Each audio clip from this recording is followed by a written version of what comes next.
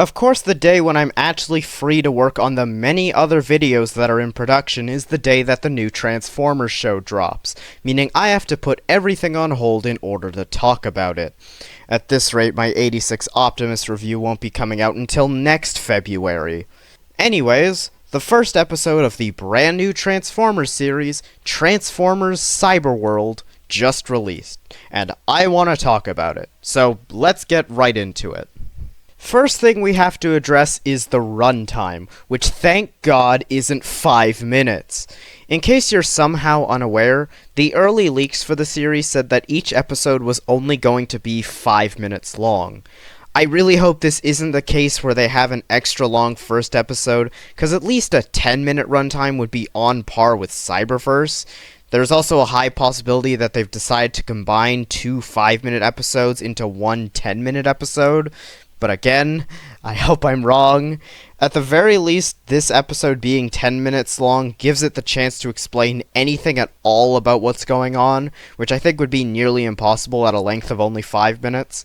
I still think the show should have stuck to the classic 22-minute format, but it's still better than what was expected. As for the episode itself, I'd say it's alright. It doesn't set up a lot, but I think that's kind of the point. Both the characters and the audience are thrown into an unknown world with unknown rules and unknown threats, and will slowly learn what's going on throughout the series. The animation is also much better than I was expecting, and the action is pretty engaging. The story is kinda just things happening in rapid succession. Optimus drops in and lands in a jungle where he's forced to re-download Windows, then he walks into a desert where he stumbles upon one of the stasis pods that was ejected from the Axelon, then he's attacked by Scorponok. No, the other one. No, the other one. No, the other one. No, the other. He runs back into the jungle only to be mugged by Grimlock.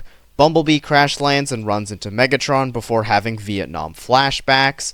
Then Bumblebee beats Megatron in a game of Fortnite. Oh yeah! Who's the bot? He's the bot. I said who's the bot? He's the bot. He's the bot. I said Bumblebee fucking dies. The end. As for the characters, I overall enjoyed them. I'm glad the show's taking the same route as Earthspark in that they made Optimus an actually likable person who's both capable of being comedic and able to express more than one emotion. There's usually an axe.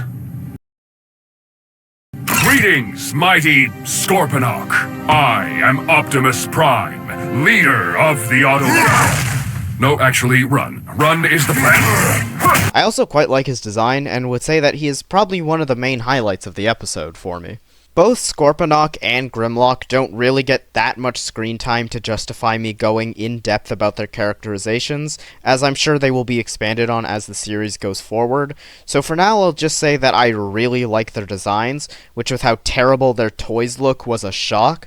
Who'd have thought giving a design normal proportions and the ability to strike more than one pose would make them infinitely more dynamic? Then again, literally anything is better than Grimlock's design in Cyberverse, but I digress.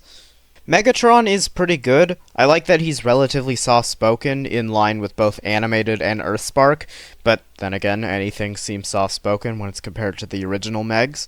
Suck this Earth planet dry! His design is good, and his bull mode is awesome. I may be a helicopter Megatron guy, but I'll take anything over the usual tank mode, and this bull mode does not disappoint.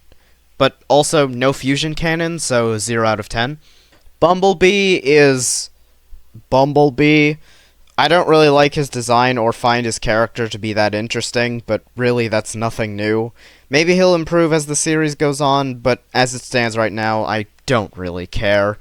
Overall, I'd say this episode is pretty decent, and after finishing it, I was left wanting to see more of what this show has in store, especially thanks to the semi-recent leaks we got for upcoming Cyberworld figures, which I might as well talk about now, as the original video in which I plan to discuss them is so late that I'm probably going to end up scrapping it.